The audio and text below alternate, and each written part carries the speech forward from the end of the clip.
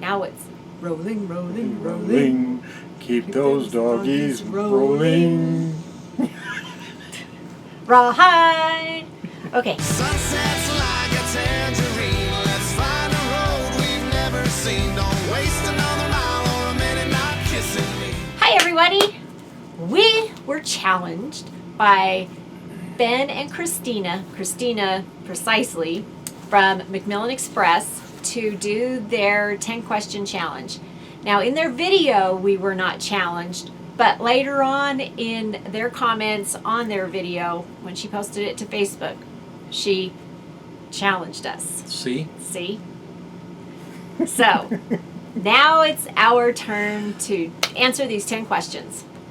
So the first one, if you could change or add one thing on the RV, what would it be? The bed. That's exactly what I was going to say. Change the configuration of our bedroom to where we could sleep in our bed without having to put the slide out. Yes. That would be the very first thing I would change. Yep, that's exactly what I was going to ask. Yeah. What I was going to say. We might not be able to have a king-size bed anymore, but... Yeah. But anyway, okay, so that was an easy one. Yeah. We both had the same answer. Number 2, what's something you didn't expect when you got your first RV? Goodness. I'll let you answer that one. Well, I don't think... know. This is our first RV. Yeah. We never had one before, and we decided let's go full-time in it. Well, she decided let's go full-time in it and talked me into it. But if there was... One thing we didn't expect. I didn't expect it would get high-centered so quickly after I pulled it off the lot. That's another story. Yeah, the way you have to turn into an area that goes like this onto a road. We should do a whole video just on that. Yeah, we should. And explain it. We should. But I just did not expect to high-center this thing the very first time I pulled it. Yeah, and it's not necessarily high-centering it, but you got the tail end of it stuck in the road. That's another video. Yes. So driving, it would be as difficult as it was. Okay. Mine would be, I'm not really sure.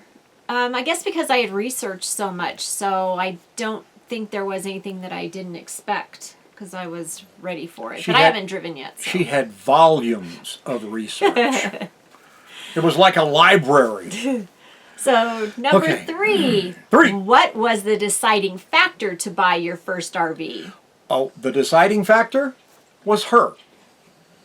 I actually found the RV before I kind of decided, let's try full-timing. She had never even told me she was looking. So the deciding factor for me was basically her saying, I think you need to do this. What do you think? I think you can do this. I know I can do this. And we're doing this. Yep, but there was no deciding factor as far as what kind of RV to get. Once we saw this, it was like, yeah, this is the one for us. Yeah. And then after we researched, after finding this, it was definitely, we like this one the best out of hundreds that we looked at. Yeah. So what's your favorite meal to cook at camp? First off, we don't camp. We live. There's a difference. We don't even consider it camping when we're boondocking. No. We just don't. We have our whole entire home with all of his luxuries. It's not camping.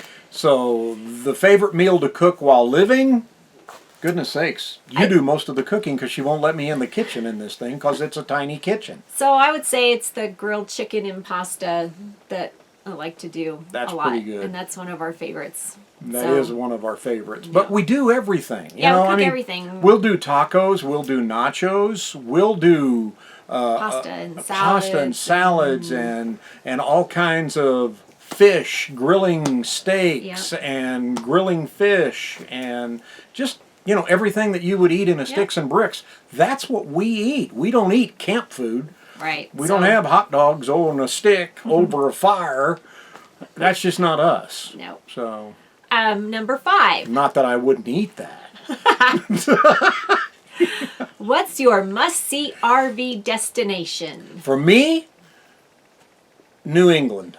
I've never been to New England. I want to go to New England in the very latest of summer and early fall is when I want to go.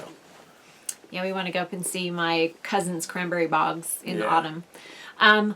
For mine, one of them was St. Louis to go see the Arch and go to Busch Stadium. And since we've already done that, my answer now would be Nashville. I've never been, always wanted to. We have tons of friends there, and I'm anxious to go there. She's never been. Yeah. And I know those don't really, well, mine maybe doesn't sound like an RV destination, like a national park or something, but She needs to No. go to Nashville. yeah, Nashville. I know. I hear it from everyone. Take her to Nashville. Yeah, for the past 20 years. We're going. It's on the list for next year. I'll believe it when I see it. Number 6. What's your favorite thing about RVing? Meeting the people that we have met. Making new friends. 2 for me. 1 would be getting closer to her. Physically closer to her. Because you have to. And learning how to get along. And then the other one is meeting, just what Lori said, meeting all the new people we've met who have become lifelong friends. And not necessarily just because of YouTube, but because of Yeah. places that we've been. We've met a lot of people that have nothing to do with YouTube. Yeah. And we've made some wonderful friends. Becky and Myron, you know who you are. Yes. Yeah. But the YouTube stars, you know who you are. Yeah. Oh yeah, those YouTube personalities. Yes. You know who you are. So both of those things, and just the freedom of not having to be in the rat race. Yeah. Getting away from the rat race. Yeah. So those are my favorite things. On number 7 is, what's your least favorite thing? Least favorite thing about RVing? Yeah. Mine would be leaving those friends. It's not leaving family, because we never really lived in a town where we had family surrounding us. So when we decided to go full-time RVing, it didn't really hurt. We had one daughter. Well, when we lived in Reno, we did, but that was before RVing. right. Okay, so as Okay. far as going RVing and going full-time, no. Okay. It would be leaving the new friends that we've made on a 2-week stay or whatever, where we've got to hang out and do fun things together. Yep. I've got mail. My least favorite thing is, where would we get our mail? No, just kidding. I don't know. I don't know if I have a least favorite thing. I think maybe travel days, which sounds kind of weird because of, I like being at a new place. I don't like the traveling to it. Can we just go like this and be there? So that's my thing, just because I get stressed out about it. Number 8. What's a must-have on your next RV? This is going to sound weird. A smaller space, believe it or Yeah, not. smaller and no slides. We've actually talked about no slides and a much smaller space. Almost, really, we've talked about a truck camper. Yeah. And throwing a nice truck camper on the back of the truck. Keeping this as our home, Yeah. and then going to those RV destination places in the truck camper. And just having the freedom, the mobility, the easier mobility. So, yeah. And that's- being able to just stop wherever right. Be with able a to truck pull in a camper. parking place and stay for the night if we need to. And you're good to go the next Yeah. morning, But with a truck camper, we could do a lot more exploring than we could with the monstrosity that we're in that we Aw. love. Our mansion. We We our love. mansion. Yes. Okay. Number 9. Number 9. Number 9. Number 9. What's your favorite adult beverage at camp? Hold that thought. Wine. Wine on tap. Wine on tap. Yep. We like nice, glass bottles of wine too, but this is Yeah. easier to travel with. It is. And more economical, especially where we are staying for the past 5 months. Yes. So wine, we're just wine drinkers, Yeah. nothing else. However, one night when our friends Steve and Denise came over, he made some of those Moscow Mule drink. It was Oh really yeah, good. you had those. I did. I did, yeah. Yeah. It was really good. But I don't know how to make it like he does, so wine. Number 10, Here we last go. question. Our favorite indoor RV accessory. Mine is. It's going to sound weird because a lot of people will say, "Well, you can have that in the house in a sticks and bricks," but we never had that because we had a huge furnace. We had a huge fireplace, wood-burning fireplace. So mine would be my portable furnace. His little heater, yes. That's what I call my little furnace. And mine is my 12-volt fan. I get cold, she gets hot. So we can have our own little personalized environmental system. So, Sometimes at night, I have my little furnace going on my side of the bed. She has the fan going on her side of the bed, blowing the heat back to me. yeah. Yep. So at least with mine, it's a 12-volt, so it really is an RV accessory. Yeah. His is, we can't really use it we can't use it when we're No, boondocking. it's a but 110. Yeah, he has to have extra blankets then, but I can still have my fan. So those are our 10. We want to hear from you in the comments below what yours are.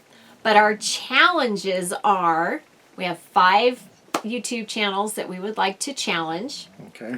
And they are, They are. what, you can't read it? Oh, it's up there? Yeah, up at the very top. Oh, there it is. Yep. Scenic driveways. Yes. John and Joanne. Yes. And our other one is Good News Travelers. We want to hear from you guys. Yes. And Whoa, Nelly! RV. We challenge you Adventures. guys. Yes. Number 4 is Omen Opa. Yes. Mr. and Mrs. Bacon, we want to hear from you. Yep. And our last but certainly not least is our dear friends Kimberly and Dave, Team Yes. Terry RV. So we want to hear from all 5 of you. You've been challenged. You've been challenged. So thank you again to Ben and Christina from Yeah. McMillan Express for challenging us on an afterthought. Hey, it's better than no that's thought. Right. That's right. After I said, we weren't challenged, then she officially did it in writing. So here we go. All right. All right. Thank you, everybody, for watching. We really appreciate you. See ya. It is short, make it sweet. Can we have some wine now?